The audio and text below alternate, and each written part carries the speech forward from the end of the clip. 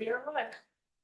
Good afternoon. We're back after a short break. This is the House Committee on Commerce and Economic Development. It is 2:34 on Tuesday, January 14th. And we have here with us today Tom Cheney, the Executive Director for Advance Vermont. And he's going to tell us about the work they've been doing. So take it away, Tom.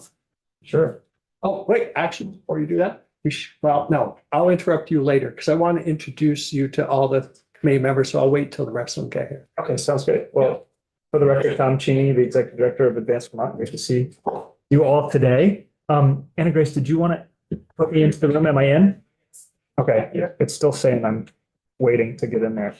But yeah, I'll share my screen when I get in the Zoom so that you can see it up here. Still thinking right now. In any case, I'll just go ahead and get started. So, Rejoin. yeah, sure. Yeah. Sorry for the tech issues, guys. And then once you get that loaded, I think we'll do the introductions. So now interrupt you.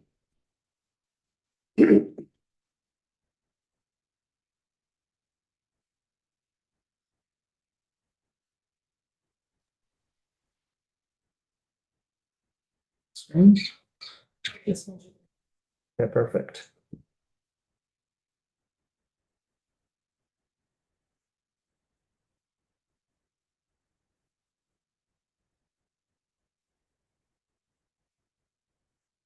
Okay. Put up there. It's on the way. Almost. Beaming up. There it goes. Okay, great. Tom, let's do introductions. I would like to have each of our members of our committee introduce themselves to you, tell you, and then we'll go from there. Hi, Tom. I'm Jonathan Cooper. I live in Pownell, also representing Reedsboro, Stamford, Searsburg, and Woodford, Bennington 1. Emily Travis Duncan, Wilmington, Whitingham, and Halifax. Herb Olson, Bristol, Lincoln, Moncton, and Starksville. Abby Duke, part of Burlington. Kirk White, Bethel, Rochester, Stockbridge, and Hancock, and I'm the ranking member. Michael Booton, Berry City. Tony Meklis representing Milton and a little bit of Georgia and Franklin District. Great. I'm a Milton boy, Uh, born and raised. Yeah, I live in Jericho now, but that's great. So anyway, like I said, I'm Tom Cheney and I'm the executive director of Advance Vermont. I'll talk a little bit today about who we are, the problem we're trying to solve, I think, and then give you a little bit of an intro into the work that we do. If that makes sense, and certainly feel free to chime in along the way. So we're a little teeny tiny nonprofit founded in 2017. We've got 2 full-time staff and very part-time staffer as well. They do incredible work. Thankful for them. We've been funded through philanthropic grants, some state funds, some federal funds, contract with Hireability. And VSAC is a core partner. They've been our fiscal agent since we were founded in 2017. And we're actually now starting to transition to be officially become our own 501c3. But the work that we do is really focused on in this vision that we see for Vermont, which is a highly educated citizenry that supports a prosperous state and really engaged communities. And specifically where we like to play is our mission, where we just want to ensure that every Vermonter can see and is able to pursue a career and education pathway that meets their goals. So as we approach our work, we have a few kind of core values. And these values I have to remember to turn the slides as I go. But just everyone has a right to pursue the career they want. An individual's background should not be a determining factor in where they end up in their education and career pathway. Education and training really is essential.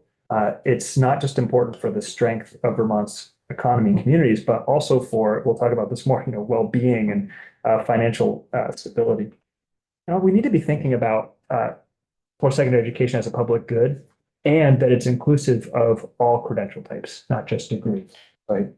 And then equity is essential in this. There are so many barriers from folks achieving their career and education goals. So we need to be really mindful about addressing those for those those populations.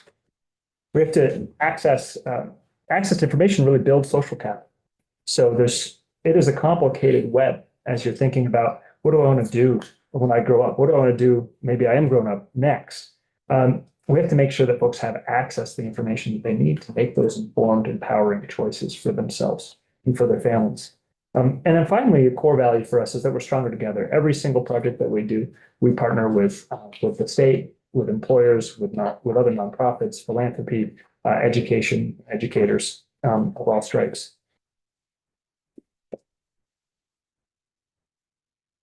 So the work that we do is really centered around career and education navigation.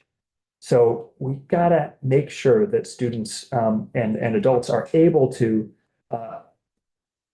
have that support, have that guidance as they're figuring out what their next steps are. So what we do is we ensure that career and education seekers and those who support them, we call them navigators, by the way, have information and tools they need to make informed choices. And then, as I kind of alluded to earlier, we really want to elevate the importance of these non-degree education options as well, as they're so central and important to building a strong workforce. We have three main programs I'll talk about more later, but just to get it in your mind, one is My Future VT, which is it's a free hub for career and education exploration. So it's a website, myfuturevt.org. And we'll talk more about it, but basically it's where you can go explore careers, find education and training programs, and then connect it to real life human beings who can help you along the way. Many of those folks are state employees and others. We have the Vermont Credential Transparency Project, which is really an effort to collect all of the education training program information that's out there. So before we built this project, there was no place to go to figure out what are the different education options in the state. You'd have to go to the individual provider. There was no kind of one list, one place where you could go explore.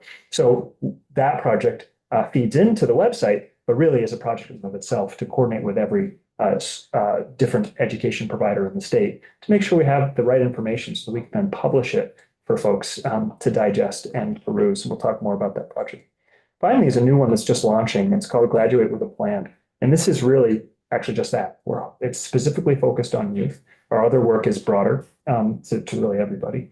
This is to help increase the number of Vermont students who graduate high school with a plan, which seems like a novel idea, but is, or not like a novel idea, but is something that we really need to focus on. So we'll talk more about what that work looks like too. And then generally, we're just an active participant in the workforce and post-secondary education space. You'll see us from time to time weighing in on bills or being a resource for you. And we do the same with our partners and stakeholders. So one of the core things that we work on and kind of built a lot of our work around is this goal. And this is a goal that was actually codified in 2019 through the work in this committee room, that 70% of working age Vermonters will hold a credential of value by this year. We'll talk about where we're at in a second, but it might be also good to just pause, because I think you'll hear different folks coming in and talking about credentials or credentials of value. And maybe it's good just to make sure we're working from a common definition. So there's actually a draft working definition that the state has come up with that we helped inform quite a few years ago at this point of what a credential of value is. But it's a degree, a certificate, an occupational license, registered apprenticeship, an industry recognized credential that's really importantly verified by a third party. So it could be an accreditor, it could be a business association, that kind of thing. It's a means of verifying skills and competencies, and most importantly, has value in the labor market, current or future. And it also has to be transferable. So it's not just one employer that would say, hey, this is a credential for my employees, but you could actually shift it and go to a competitor, and it would also have value there. Along with passing that the attainment goal, these four policy priorities will also put in place. So, it's around promoting the awareness of career and education pathways and the value of post-secondary education and training, expanding access to post-secondary education for students of all ages. It's increasing completion. So you get in the door, you got to get out the door. And then, really recognizing that we need to maximize partnerships across sectors to make this happen. And this is, our work really is built around supporting these four goals. And specifically really that first one. So where are we now? Spoiler alert, we're not going to meet the goal unless something wild happens. Now, there's a lag in the numbers, but we're around just under 60% towards our 70% goal. And it's always that last nugget is the most challenging to get, right? But we have made some good progress. Yeah. Tom, we have a question? Oh, sorry. Just, what do you mean by attainment rate? Sorry, yeah, sorry. So attainment rate is the number of Vermonters who hold a credential of value. Okay, So degree, all those other things that I listed before. Yeah, when you see the word attainment, that's generally bucketing all those things together. Working age is. Working age is 24 to 25 to 64, I think is the number. Yeah, Just quickly, what was in 2019, when that goal was set, what was the attainment at that rate? At that? So I got here 47.7 in 2017. So that's actually when the goal was originally set. There was a larger stakeholder conversation, and it took a couple of years for it to get codified. But yeah, it was just around 47%. So we've made good progress. The other interesting thing, and this is maybe an important thing to know too, is from time to time you'll see me or others reference college data. We have really good data on college outcomes, but not on the other education credential outcomes. So that said, that 47.7 actually doesn't include a really robust listing of the non-degree credentials. The data source for this is a national foundation, and they updated that information in their calculations a number of years ago. So the number of the 59 does include, and we'll see, I think, in a future graphic, certificates and industry's recognized credentials. The best we can count them. It's a little bit of an estimate, actually. Yeah. So we have a high goal in terms of comparison with other states. Most states have a goal, but we are actually doing well comparatively to other schools. But we'll get in a little deeper. When you look at the pipeline coming out of high school, that bodes very poorly for this number. So spoiler alert, we'll talk about that as we go. So why do we even need an attainment goal? I mean, what is the value of that? What's important? Well, we've got 2.7 jobs for every Vermont worker. That they can take their pick of jobs right now. We need workers, right? And to make matters worse, the workers often don't have the skills that our employers are looking for. 78% of the most promising jobs, which is a group of jobs identified by the Department of Labor and the McClure Foundation. You may hear from the McClure Foundation, certainly will hear from Labor this year. They came up with this grouping of high pay, high demand jobs. And, it's almost 80% of those require some sort of piece of paper after high school. We also, of course, know that credentials help folks, have, you're more likely to have financial stability, be engaged in your communities, healthy families, and a lot of other key indicators. So those are just, a handful of really reasons why it's important for us to keep an eye on, are folks getting that education after high school? So here's where I was talking about before, aspiration. So aspiration is generally what folks in the field talk about, someone who might aspire to education after high school. They might say, hey, this is for me. So when you look at aspiration rates, we're looking at the number, the number of folks who are actually thinking about going on to education after high school. And so this is a VSAC senior survey. They was surveyed to high school seniors every year, every couple of years. And you can see from 2012 to 2022, somewhat of a, straight line, but starting to go off as we've seen the impacts of the pandemic. And you can see these different graphics really coming apart. So when we look at first generation students, we're typically talking about students who did not have a family member who went to college. Typically it's college, but education training after high school. Second generation, one of their parents or guardians did. Okay. So when you look at this, the top two figures, if you're a boy or a girl, and you're very likely to aspire on to education and training after high school if your parents did or your guardians did. If they didn't, the numbers are pretty poor, especially when you look at males. And we could spend a whole time just talking about the challenges that males are facing right now as it relates to post-secondary opportunities. They are enormous, really, really enormous. And this stat, I think, can sum it up pretty quickly. When you have less than half even aspire, this is aspire. This is not continue on. This is like at some point, I think I might do this. And there's a difference between those who actually do continue on and those who don't. So to that point, again, it's college enrollment because we don't have all the data for the other types of credentials. It's a good snapshot of what folks are doing after high school.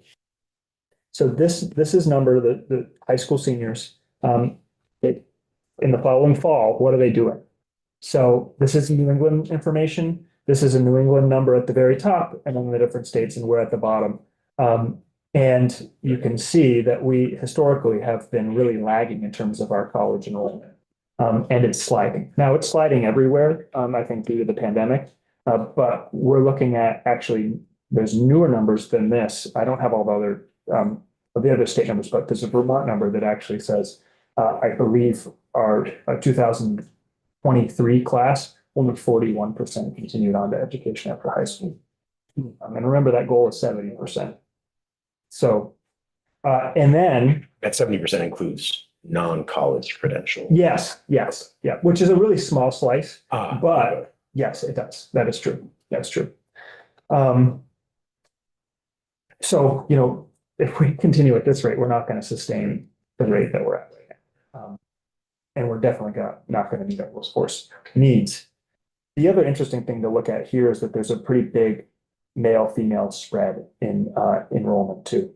So 53.7% of females enroll in college, 37.7% of males. And that's the general population, including, first generation, second generation, everybody. When you break it down even further, and I've done this for this committee before when I had a little more time, you look at other demographic breakdowns, folks who are free or reduced lunch, disabilities, folks who have disabilities, the numbers are very, very poor as well in terms of their continuation rates. So I thought this might be interesting for you all to see based on where you are across the state. So this is the attainment rate for your counties. And you can see that in the northwest part of the state is the strongest, particularly anchored by Chittenden County, still below the 70% that we're looking for, notably. But Chittenden County is holding us up. And when you take Chittenden County out of the mix, our median is 46.5% attainment rate. So there is a lot of work to do. Is this also based off of college data, or that is the total attainment? This is For all total attainment. Okay. Yep. This is from that foundation, the Lumina Foundation. And I think the next slide, we will break down what this looks like in terms of the slice of degree versus other things. Yeah. Yes, I was right. So you can see that between graduate degrees and bachelor's degrees, well, and you add an associate, we're over 50% of those who have of the number of the credentials share here. And then when you look at the other ones, certificate about 2%, certification about 3%. Some college no degree, which is a real challenge too, because you're potentially in debt without the benefits of that piece of paper. 11% that's not a number that's a great number, right? That's still plenty of folks. And then kind of the rest of the pie on the leftward side are those who do not have a post-secondary credential. Any questions on that? You can see it's a small slice of those non-degree pieces. It may be an undercount. It's hard to know for sure. I don't, I saw there's the number for graduate, but the graduate degree is about it's one of our largest cohorts. Yeah. So, and does that track well with New England as a whole? That seems like that might be the distinguishing characteristic compared to other states. How many states are working on this? So there are, last check, there were in the neighborhood of 45, give or take, states that really have this attainment goal. And then, of course, every state is focused on this in some different way. That's a really insightful question. I don't know the New England off the top of my head, but I do know nationally, we're well overrepresented with degrees, particularly bachelor's and graduates, and we're underrepresented in associate degree, and then the rest. Yeah, it seems like there's a disparity sort of showing up of the Yeah. divergent. Okay. Yeah, so we have a lot of bachelor's graduates, and those really anchor us here. Honestly, probably more than we really need for Yeah. the workforce here, comparative to other places. Yeah, so we're overrepresented there for sure, and underrepresented elsewhere. Just committee, Tom's got about 10 minutes left, so don't ask too many questions. Thank you for keeping track of that. So how do we make progress? I could have kept going with the stats, but we see at Advanced Vermont kind of a three-legged stool approach. In order to help meet our workforce demands, we have to have a robust education and training option. We have to have strong financial aid and support services. And then, that inspiration aspiration piece is really, really important. We have to make sure that students of any age are thinking about what's that next step and what does it require, and then help them get connected to the right information. So this committee in particular has worked in all three of these legs a lot over the course of the last number of years. I would say the state as in general has spent a lot of time on number 1 and 2. So we've focused on shoring up the state college system. We've been, doing a lot of work with apprenticeships at the Department of Labor. There's a lot of good work about making sure there are career connected education options. There's more financial aid than I think there's ever been before out there, which is an important message for us to continue to get out. And that's wonderful. And there's great work happening on the support service side with career counselors and school counselors and folks in the Department of Labor, Higher Ability, and elsewhere doing great work helping folks navigate their paths. But the challenge is that we're just not having enough youth and adults thinking about what is that next step? What is my career progression? And that is a really, really important thing for us to continue to think about. And that's where we jump in. So the website, My Future VT, this is where folks, they may come for any particular reason. It could be for careers. It could be because they want to find an education program. It may be because they know what they want to do, but they need to connect with somebody. They just know they need a little extra help. And so we're really a hub of information. So we aggregate information from a lot of different resources, state resources, partner resources. We also have a lot of our own original information here. And it's designed with the user at the center. We want them to see themselves in this site, to feel empowered and inspired. And it's built for folks who are coming from disadvantaged populations, so low income, first generation, or parts of other groups that have been historically disadvantaged. It's written at 8th grade reading level, so that's important. It's translated in the top 8 spoken languages in the state, mobile friendly, and that kind of thing. So you can come here and you can explore the top 500 careers in the state. You can then see, you can actually connect from one career to the education program that, or programs where you can, help access that career for you. We have a whole section of the site that is dedicated to explaining what those education programs are. And like I noted, this is the first of its kind where you can actually go and explore education programs, apples to apples. And then there's information, both more broadly about careers, how do you explore a career, test drive it through an internship, that kind of thing. There's link to job boards. And then on the education side, we explain what the heck a certificate is in layman's terms, right? We connect folks to flexible pathways, opportunities to enrollment, that kind of thing. Make sure that's explained in a way that's approachable to folks. And then we connect them to the support services, like I said. This is what the homepage looks like, just really quickly can show, and people kind of click through, okay, I want to know about careers, and it's kind of like a couple steps to help us direct them to the information that might be most valuable to them. Scrolling down the homepage, you would see our blog, which has a lot of timely information, say about the FAFSA or about this great new program through CCV. And then scrolling down further, I didn't scroll all the way down here, but we showcase some featured careers as well. This is just a snapshot of what our career database is. So people will come in and actually search and filter through these top 500 or so careers. And this is Department of Labor information. And you can figure out, okay, what's the median wage? What's the projected job openings? Then dive deeper into that particular career and get connected to those education opportunities as well. On the education side of the site, you can click into these programs, and there's a similar kind of landing page that looks like this. But I just skipped us right here to a comparison tool. So you can actually select different education programs that you want to compare and see side by side, like your online shopping. And it's a great way to explore the difference between a certificate program or a bachelor's degree program and anything between. And you scroll down here and see all the different information, and you can click deeper into it as well. So it's making an impact. I won't go through all this, and did purposely make this slideshow so that could be something you could reference back to some of the stats and things like that. So I won't go through all, but basically the site's working. It's been about 3 years. Users are using it. They really like it. We've had really great numbers. We've had over 100,000 people use the site. It is making a difference. And the difference, it's actually leading to positive outcomes. Folks report to us, we did a comprehensive evaluation a year ago, that 90% to 93% say that something changed for them. They actually took an action. And some of these actions are listed on the right-hand side here, because of the site. So then they have a clear picture of their path, all the way to they actually, applied for a job or enrolled in an education program. So moving on to the next one, in the interest of time, is we already really got into this, but this is where we're collecting all the information that we just saw published on MyFutureBT. And the benefit of this is that it's a data set that is helpful for individuals to assess their options. It's helpful for employers to know what education opportunities that are out there to send their students, or maybe, their employees, or to maybe recruit from.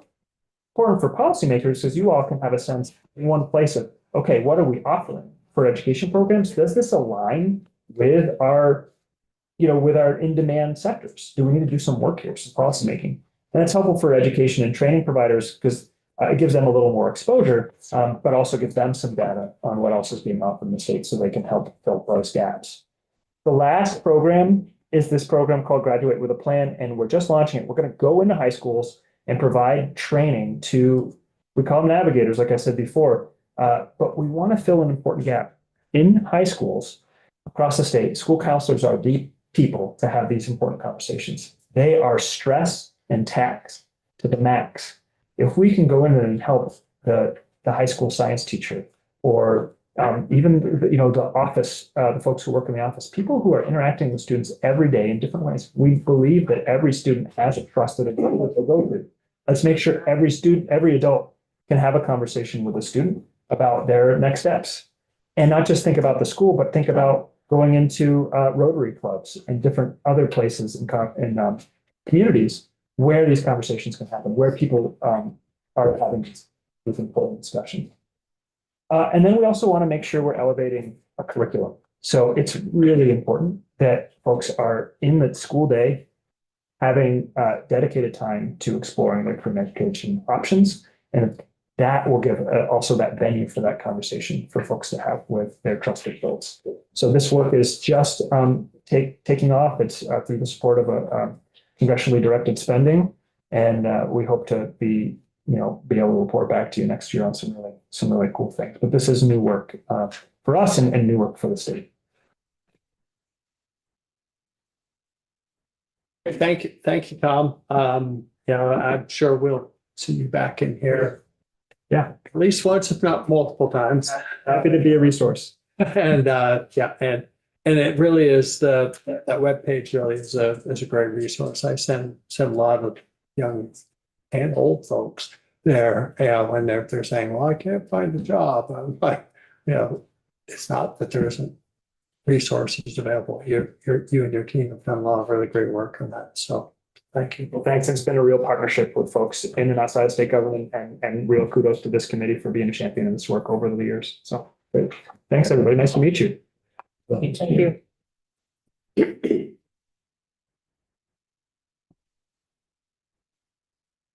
All right. Next up, we have a presentation from the Agency of Agriculture's Working Lands Initiative. We have Elizabeth Sipple and Abby Willard, correct? Yeah, so yeah. All right. You want to take a seat to the front, and whoever gonna.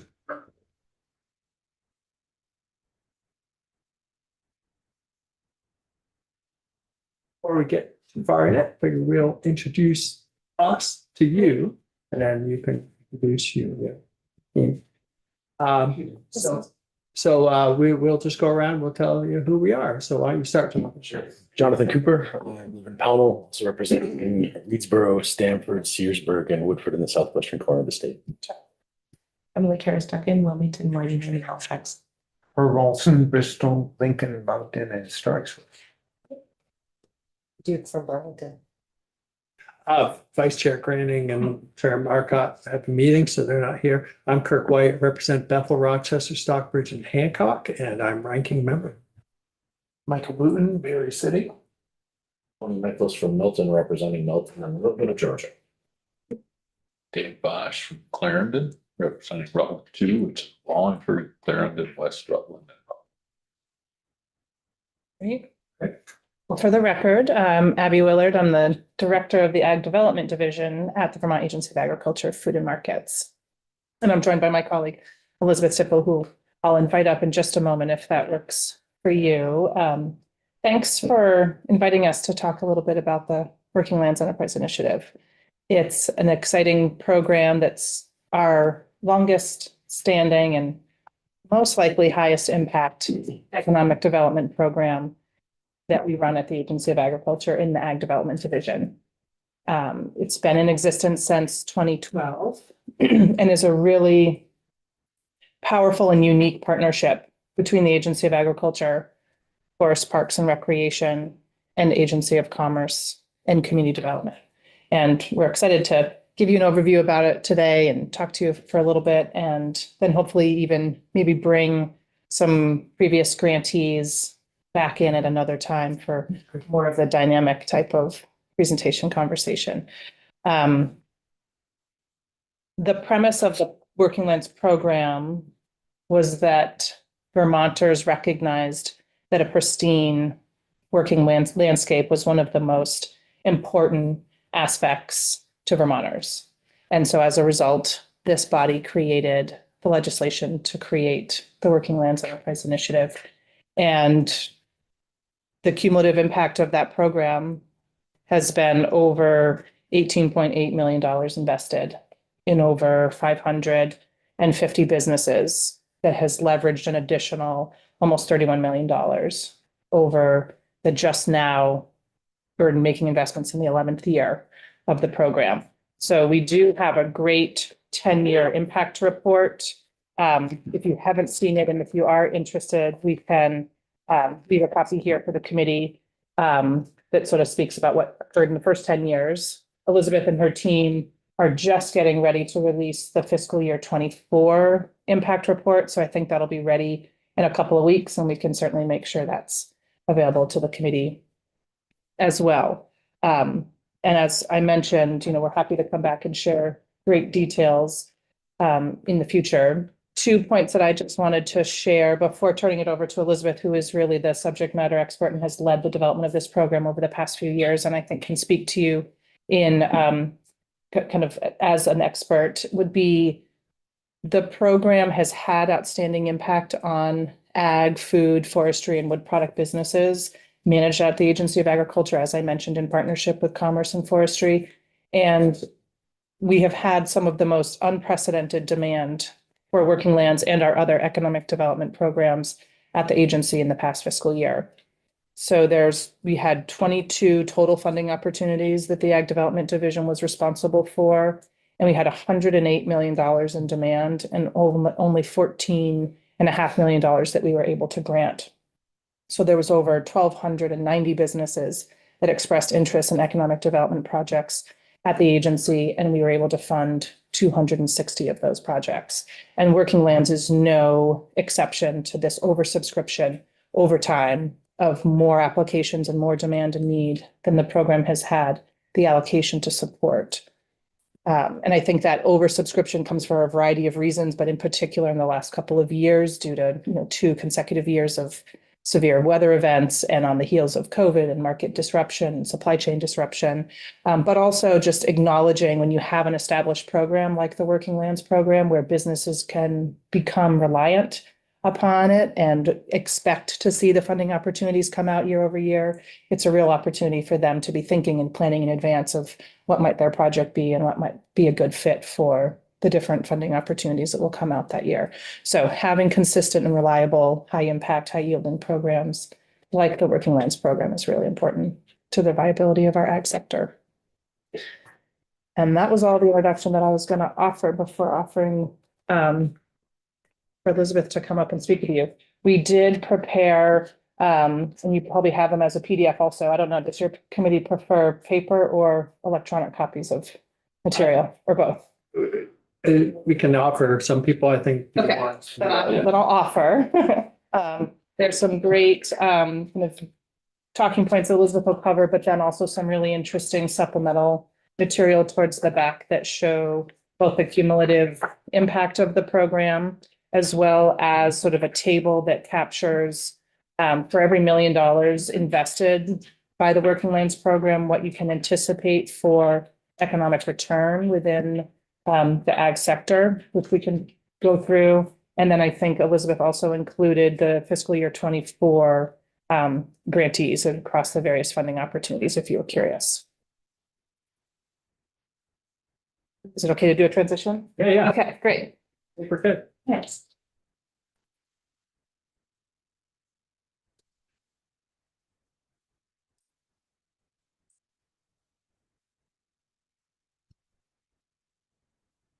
I begin?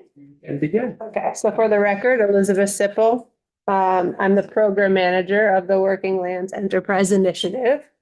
It is myself and my colleague Claire Salerno, who are 100% committed to the program every day. And I will talk about the strong and mighty board who administers the program in a minute. But I think my understanding of what we're hoping to get out of today is really setting the foundation for this committee to understand the program.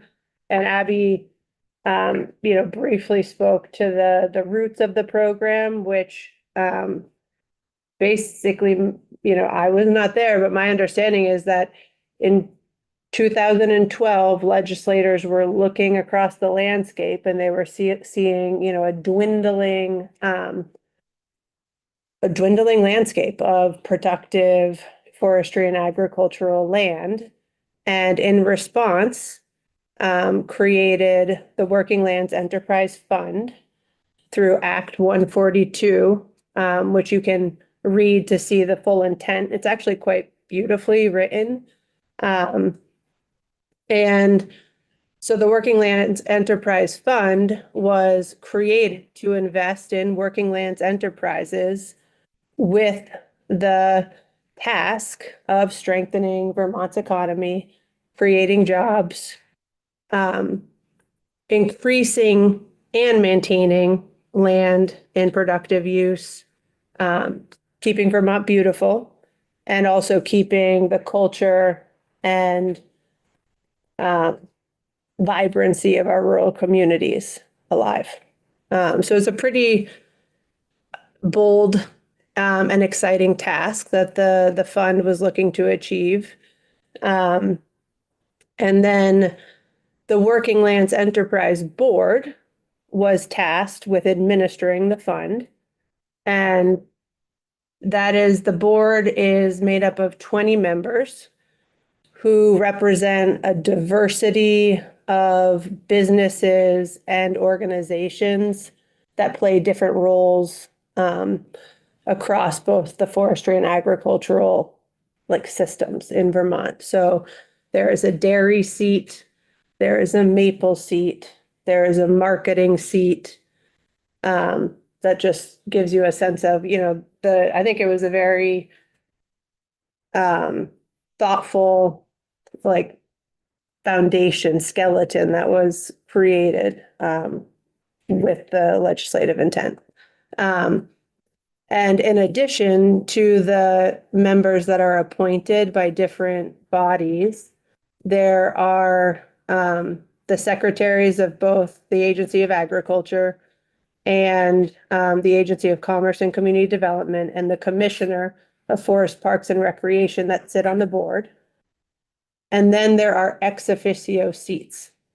And the ex officio seats are filled by staff members from the Vermont Sustainable Jobs Fund, the Vermont Housing Conservation Board, the Vermont Economic Development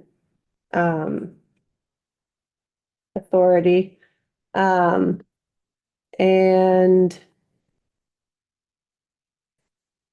forgetting one. Yes, Vermont Sustainable Jobs Fund. Thanks. No, I mean, community law, that's, no. that's not ex officio. No. Okay. And so those ex officio seats, again, I think the structure of the Working Lands program is really interesting and impressive. And I think those officio seats, the purpose of them is to hold the historical knowledge. So that's available to all of the other Working Lands board members, and they are non-voting. So that's the only, the ex officio seats do not vote when we're deciding on investments. But they serve as thought partners and guides and historical record keepers, I guess. So that's the board. Abby touched upon the cumulative impact. And as the program manager, it is really satisfying. As Abby also mentioned, we are just about February 1st, the impact report will actually be hot off the press. So we've just been going through, and looking at all of our data from FY24, and it is exciting, and it's exciting to share it. And this is written, because it is a lot of numbers, but it is written in the talking points. But as Abby said, right now we've invested $18.8 million in 555 farm, food, and forestry projects, and leverage an additional 30.9 million in matching funds. So matching funds are funds that the business brings to the table. And those investments have been made in all 14 counties. So there's no counties that have not received a Working Lands grant. 12-year period. Yeah, over the 12-year period. And in the impact report, I don't think we're going to have time, or in a future hearing, we break down the dollars that have gone to each county, both cumulatively and also in fiscal year 24, which I know is of special interest to legislators who are from a geographic area. But I think it is really important to a very important structural part of the program is that the cornerstone of the program is investing directly in businesses. But I also did want to make sure that the committee understood that the board also strategically invests in service provider organizations that are working directly with businesses to improve their viability. And in this packet, there is a list of grants that were made in FY24, and they are broken down by service provider. So examples of service provider grants, we have service providers that are supporting Working Lands businesses to improve their human resource policies. And in some cases, that's like starting from zero, creating a handbook, thinking about like, how do we retain, how do we, improve our human resource skills. We have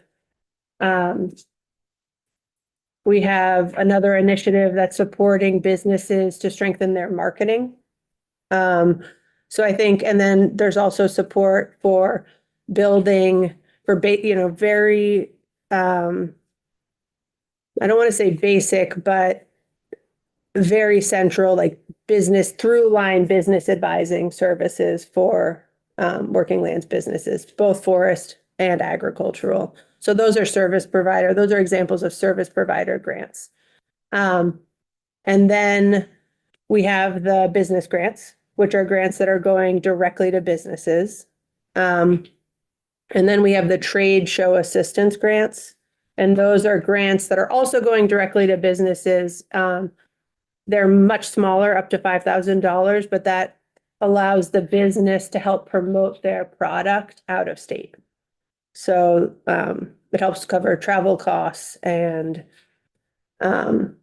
primarily travel costs, but also like sometimes there's fees for getting into a trade show and whatnot.